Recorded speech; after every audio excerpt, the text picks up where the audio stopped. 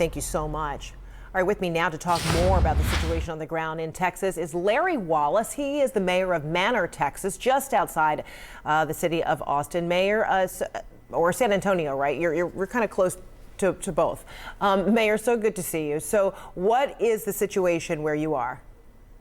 Yeah, well, the situation I think for a lot of people is, even though we have more people that now have access to electricity and have access to water, we still have people in the thousands that still either don't have electricity or they don't have water. Here within the city of Manor, we have one homeowners association. Everybody except for a couple of streets still have no electricity whatsoever. Been trying to get in contact with the organization, Encore Electric, was finally able to make contact almost 3-4 days into this winter storm to be able to find out what is going on, and still really no true time frame of when they're going to get this electricity, almost a weekend of no electricity. I have a town, go ahead. No, keep going. You have a town that, tell me about the people there and how they're able to manage this long without water, without power. And then I certainly want to ask you about the frustration of those who would seem to be available to assist your town and the people. But tell me how people are managing. What are they up against? What they're up against is the jurisdictional lines. Most of them do not know, and I didn't even know when I moved here, that if you're in one town, you're within the city of Manor. If you're in another town, even though you're within a zip code that's for Manor, you're actually probably belonging to Austin, or you belong to the county. And so they're reaching out to the local leaders, asking for support and assistance. And sometimes our hands are tied behind our backs because of the jurisdictional lines. And you know this, the higher that the authority is, if it's that county, they're operating on a more regional perspective. They're not necessarily thinking to go down and ask about those communities that they have authority over, and to make those phone calls to those electric companies, to the water companies, to get that information. We have people without electricity and without water going on almost a week, and all they're getting is the same generic information being pushed out by the companies. So that is incredibly frustrating because you're caught between these jurisdictions.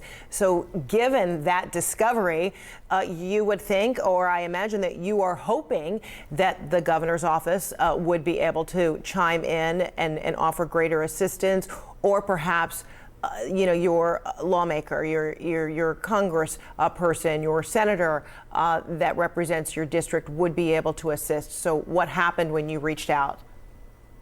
Honestly, I've lost all faith in senior leadership. They have proven time and time again over the last 12 months, and for us having 3 declared disasters. COVID, which was the first national that went across all states, the threat on violence that Governor Abbott declared here and renewed it back in January, and then now the inclement weather. I have only heard from council members and fellow mayors that I've built relationships with around here, my county commissioner, and our brand new county judge. Everybody else is a lost hope. I'm just going to be frank with it, and that's how everybody feels. As I said, I have a city, I have a community that's outside of my actual legal jurisdiction, legal authority to expense any types of funds or assistance.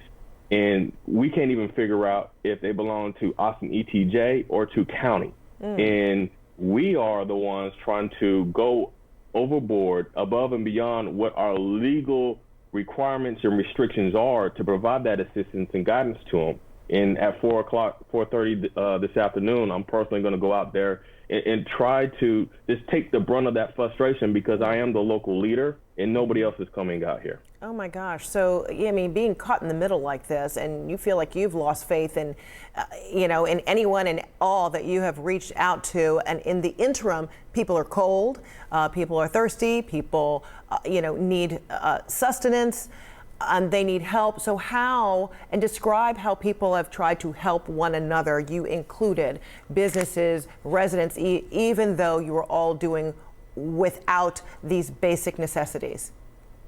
I think, we've learned through COVID, like a lot of the smaller cities and definitely suburbans and rural towns that don't can't necessarily rely on those regional services that restrict in times of criticality, right? So we've had to create overnight organizations and entities, try to overnight teach people these jurisdictional lines in the red tape and how to work around those things to take care of the communities we have. You're talking about a 13-mile radius of a city that we have in one of the largest homeowners associations does not belong to us. Almost 20,000 people of the 40,000 that I support in this 13-mile radius don't even belong to me. I mean, this is unbelievably confusing, and this is the worst time. I mean, there isn't a good time to be caught in the middle, but now this is the worst time with this kind of calamity and people's lives are at stake. Mayor Larry Wallace, please keep us posted. We're going to keep in touch with you too. They're in Manor, Texas, to see what kind of assistance comes your way, what kind of help to rectify this very terrible, dire situation. Thank you so much, Mayor. All the best.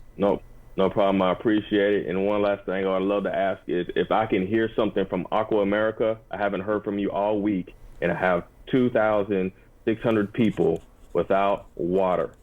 Aqua America, if you're watching, if you're listening, the folks in Manor need some answers, need some help. We'll see what we can do as well. Thank you so much, Mayor. Thank you.